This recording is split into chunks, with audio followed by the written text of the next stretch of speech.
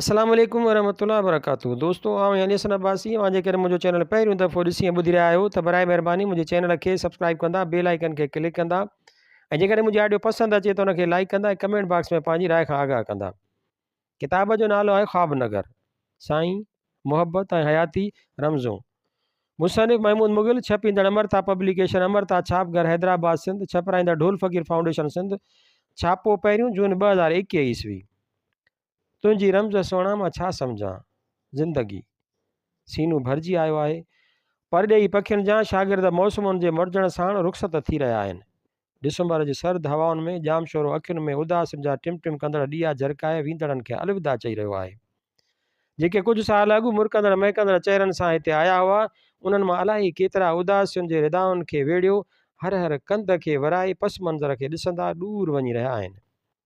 जुदायुनि जे मौसमनि डिग्रियुनि जे मुकमिल थियण खां पोइ ॼण ज़ात जे घर जो दर ॾिसी छॾियो आहे। अलाए केतिरा हथ अञा लम्स जे पाछे हेठि आहिनि, अलाए केतिरा अलविदाई अंदाज़ में लुॾंदा रहिजी विया आहिनि। अजीब जहान आहे ही बि अज़ीज़ाने मन। जाम शोरो इल्म जे भंडार जी हैसियत रखे थो। सिंध यूनिवर्सिटीअ जी सूंहं जिते हां मुठ में करे वठे थी, उते मेराण university, Sindhi Adabi board, Sindh textbook board, board of curriculum ऐं Liaquat university of health and medical sciences जो साथ ज़मीन जे कुझु मेलनि जे हमचोरस टुकर खे अजीब हैसियत बख़्शे थो।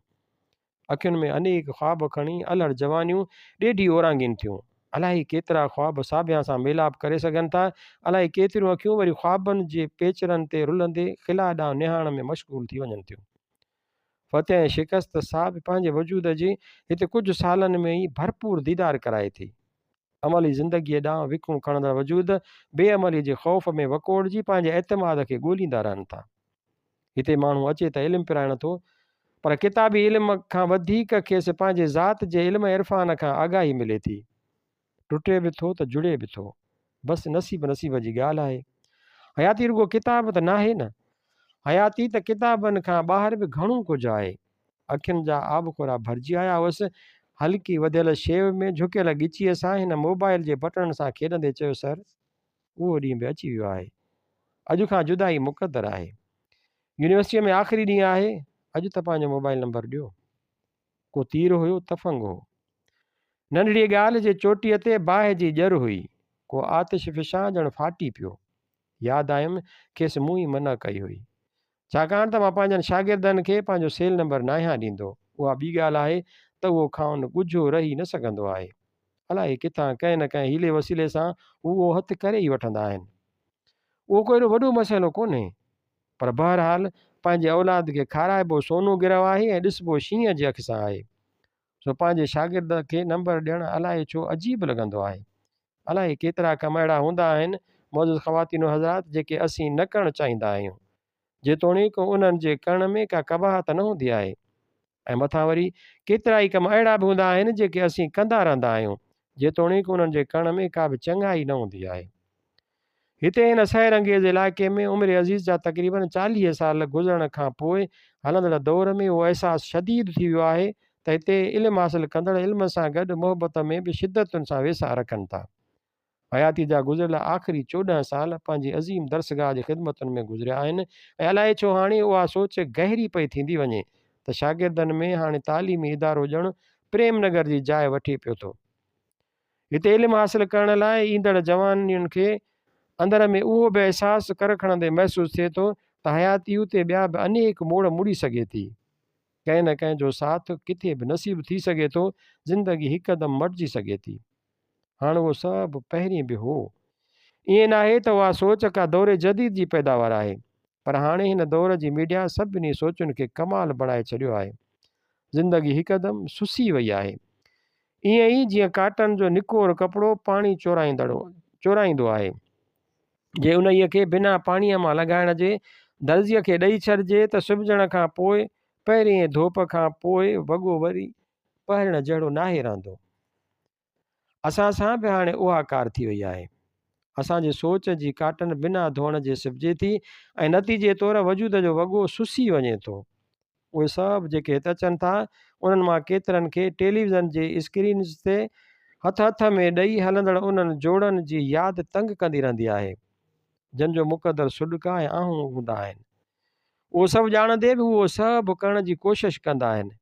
हयातीअ जे गिलेमर में हाणे उहे सभु नुक़्ता मख़सूस जाइ वालारीनि था। किताबनि सां गॾु किताबी चहिरनि जी ॼाण जो अमल बि जाचियो वञे थो। पोइ किताब अलाए किथे ई रहिजी वञनि था। किताबी चहिरा जी जकड़े वठनि था, मौसमूं तेज़ीअ सां मटिजनि थियूं, जुदाईअ जी स्टेशन जॾहिं वक़्त जे रेल जे वसीले साम्हूं अचे थी त किताबी चहिरा अखियुनि खे धुंध बख़्शीनि था, बीनाई मुतासिर थिए थी त अॻु छॾायल किताब बि हथ में नथो अचे। हयाती बसि फिल्मी थी वञे थी। हीअ सभु अजीब ॻाल्हियूं आहिनि साहिबाने ज़माना, पर सच उहो ई आहे। हाणे उनजो मतिलबु इहो हरगिज़ न आहे त असांजा तालीम इदारा को रुॻो इश्क जी आमाज़गाह बणियल आहिनि, पर घणे भाङे नौजवान नस्ल में उहा सोच पकी पुख़्ती थींदी थी वञे। हलो ईअं खणी मञिजे त मुहबत अमर जज़्बो आहे, जड़ पकिड़े वठे थो, बेसाख्ता थी वञे थो, पर उनजो उहो खुले आम इज़हार का मुनासिब ॻाल्हि त न आहे। उहो सभु ज़ाहिर करण मां असांजो मक़सदु छा आहे? अॻे अज़ीज़ाने मन मुहबत हिकु क़िस्म जी चादर हूंदी हुई, हिकिड़ो गिलाफ़ हूंदी हुई जेको साम्हूं वारे खे ढके वठंदो हो। पंहिंजे महबूब जी मद पाण सां कंदे बि चारई पासा निहारबो हो त कंहिंखे को शक न पइजी वञे, का ॿिड़क बि ॿाहिरि न निकिरे, नामूस सलामत रहे, पिरीअ जे पारशल कोसो वाह न लॻे, पंहिंजे सीने ते घाव सही बि साम्हूं वारे जो नाव न उचारबो हो। उनजो मतिलबु उहो कतई न हूंदो हो त को मुहबत कमज़ोर हूंदी हुई। जे गौर कयो वञे त अहिड़ी मज़बूत मुहबत त असांखे वरी कॾहिं नज़र ई न आई। सभिनी जे साम्हूं मुहबत जो इज़हार उनखे कमज़ोर कंदो आहे। उहो फ़लसफ़ो असांखे अलाए छो न सम्झ में अचे थो। ईअं कलाकनि जा कलाक जग जे साम्हूं वाक़ करण खां बहितर न आहे त केरु निगाहुनि में वाक़ करे, ऐं हूअं बि पिरीं त उहो आहे जंहिंजा कदम दिलि ते हलंदा हुजनि। ज़माने जे साम्हूं खणी केतिरा ई रोड रस्ता छो न मापीनि, जे दिलि ते न हलिया त हिननि जो हलणु ई बेकार आहे। उहे सभु ॻाल्हियूं साहिबाने अकुल फ़रासत रुॻो हिननि तालीमी इदारनि में कोन्हनि। उहो सभु अव्हांखे हाणे तक़रीबन हर हंधि नज़र अचे थो। उनजो मतिलबु मां वरी अर्ज़ु करणु घुरां थो त उहो कतई कोन्हे त यूनिवर्सिटियुनि में रुॻो इश्क पिया था थियनि या इल्मु हासिलु नथो थिए। उहो सभु पंहिंजी जाइ ते जारी आहे, पर अलाए छो नौजवान हयातियुनि पंहिंजे साह जी तंद में ॿियो घणो कुझु बि पोइ वरितो आहे। अखियुनि जे गिलाफ़नि ते ख्वाबनि जा गुल कुझु वधीक टोपिजी विया आहिनि। नंबर लिखायोमांसि त ॼण संदसि सीने ते बार वधी वियो। अर्ज़ु करे चुको आहियां त अखियुनि जा आबखोरा अॻु में ई भरियल हुअसि। नंबर महफ़ूज़ करे त ॼण छुलकी पियो। टिप टिप कंदे ॿ टेबल जे शीशे ते किरिया त ॼण मुंहिंजो सीनो छिॼी पियो। भाकुर में भरींदे चयोमांसि, विछोड़े जे लाइ छा मां तोखे तयारु न करे सघियो हुअसि? हिन सुॾ कंदे इक़रार में कंधु लोॾे हा कई। हूं संदसि मुंहं में निहारींदे चयो, शुक्र कर, जुदाईअ जी घड़ी ओचिती नाहे आई। 2 महीननि खां मां सभिनी पर साया पे वञण जा नारा पे हयव। जंहिं ॾींहुं कपिड़नि खे गिलाल हयो हो, उन ॾींहुं दरअसल उहे विछोड़े जा रंग हुआ। नादान मथां वरी शरनाए पे वॻी, माना त जुदाई आई ई आई। उन ॾींहुं त अखियुनि में ईअं जलथल कोन थी हुई। अॼु छा थी वियो आहे? कमाल नफ़ासत सां हिन ॻोढ़ा उघी वरिता ऐं ईअं कंधु हेठि कयो बीठो रहियो। अलाए केतिरा लम्हा ईअं सिरकी विया। छा थियो? उहा बि ख़बर न पई। बसि मुंहिंजे वात मां ही जुमिलो निकिरी वियो, लफ़्ज़ कॾहिं कॾहिं ज़ाब्ते खां ॿाहिरि हूंदा आहिनि। जे ज़ाब्ते में हुजनि त का ग़लती थिए, ईअं जी झोरीनि माण्हू ईअं नादानियूं करे। न ॼाण छो चई ॾिनोमांसि, हुन इनकार कयो आहे या तोखां इक़रार थी न सघियो आहे। बसि कंध जे खम में इज़ाफ़ो थी वियुसि। संदसि आवाज़ ॼण खूह मां ईंदो हुजे। पाण संभालींदो रहियो ऐं ॻाल्हाईंदो रहियो। सम्झी नथी सघे मूंखे सर, सम्झे त शायदि ईअं न करे। तूं सम्झियो अथसि? मूंखे सम्झ में न पिए आयो त अलाए कीअं तुझ जुमिला मुंहिंजे वात मां निकिरंदा पिए विया। तोखे उहा सम्झ आई आहे? भूख त हूअ तोखे न सम्झी सघी आहे। हैरान थी वियो, कंधु मथे खणी अखियूं मिलायई। सर, मां हुन जे इनकार इक़रार खे सम्झां थो। जे सम्झी थो त पोइ परेशान छो आहीं? इनकार थी वियो आहे छा? हिन निहार में कंधु हिन नहकार में कंधु लोॾियो, माना इक़रार कयो ताईं। संदसि कंधु नहकार में वरी लुॾियो, लोड हल्की हुअसि पर बहरहाल मुनकर हुअसि।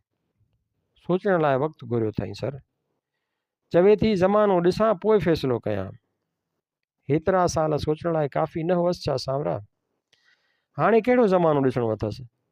तूं हाणे इनकार इक़रार जी रम्ज़ छॾ, ख़्वाबनि जे दरियुनि खे लोह जा पर्छ हणाए, नेणनि जे काठ में वक़्त जी उॾोही लॻण वारी अथई। ज़मानो त हिकिड़ो लम्हो हूंदो आहे जानी, हिकु लम्हे में जंहिंजी सुञाण न थी सघे उनखे सालनि में किथां सुञाणे सघिबो। मुंहिंजा दोस्त खिलनि था सर। लॻे थो सभिनी जे साम्हूं जवाबु ॾेई वई आहे। गौर सां निहारियोमांसि, मुख कुझु ॻाढ़े टिड़ो थियुसि पिए। उहो लॻे थो या वाक़ई सभिनी खे ख़बर हुई। उहो बि ॼण ततल लोह ते वार हो। गीत ॾेई हाकार कंदे चयईं, सभिनी खे ख़बर हुई। त बसि नौजवान, सॼे किसे खे तुंहिंजे पंहिंजे अंदर में ई सांढे न सघियो आहीं त ॿियनि जी ॻणती छो थो करीं? पर सर, ख़ुशबू जी त ख़बर पइजी वेंदी आहे। हिन मुंहिंजी ॻाल्हि कटी ऐं तव्हांखे यादि आहे, अव्हां ई चयो हो त मुहबत त ख़ुशबू आहे, उहा त महसूसु थींदी आहे। पंहिंजनि जुमिलनि जा नश्तर पाण ॾांहुं ईंदे महसूसु कयमि त ॼण अंदर जो आम माण्हू ॿाहिरि निकिरी आयो। लहजो तल्ख़ थी वियो। सम्झाणीअ जी अहिड़ी मोट शायदि मूंखे छिरकाए विधो। चई ॾिनुमि, ख़ुशबू जी ख़बर पवंदी आहे मिठा, पर उन जे नाले जो इज़हार न थींदो आहे। जिस्म ते को बि परफ्यूम लॻायो, जेसीं ताईं ॿिए खे ॿुधायो नथा त कहिड़ो ब्रांड आहे, एसीं ताईं सिर्फ़ु ख़ुशबू महसूसु थींदी, नालो न निकिरंदो। न पर कुझु ख़ुशबूऊं कामन हूंदियूं आहिनि सर। उहे त बिना नाले सुञाणप में अची वेंदियूं आहिनि। उहे मख़सूसु हूंदियूं आहिनि पुट, ऐं जेके घणो वापराइण वारा हूंदा आहिनि उन्हनि खे ई महसूसु थींदियूं आहिनि, ऐं उहे ई नाव खणंदा आहिनि। मुहबत हर को महसूसु करे वठंदो आहे। महबूब जो नाव पहिरीं अव्हां उचारियो था, पोइ को ॿियो खणे थो। उहा ॻाल्हि कॾहिं न विसारजांइ, ऐं उहो बि न विसारजांइ त इक़रार जा फ़ैसिला मोहलत न तलबींदा आहिनि। जिते इनकार जी गुंजाइश हुजे उते ई वक़्त जी घुर कबी आहे। वधीक ॼण हिन कुझु बि ॿुधणु न पिए चाहियो। तकिड़ो उथियो, पेरनि ते हथ रखियाईं, भाकुर पाताईं ऐं रुख़सत थी वियो। उन्हनि अमलनि में मां बि माठि रहियुसि। दरवाज़ो ख़ाली थी वियो, सीनू भरिजी आयो आहे। डिसंबर जे हवाउनि में ज़ात जे इरफ़ान जो स्वेटर इनकार ऐं इक़रार जी रम्ज़ खे सम्झण में मदद करे सघे थो। छपियल आचर 17 डिसंबर 2006 ईस्वी।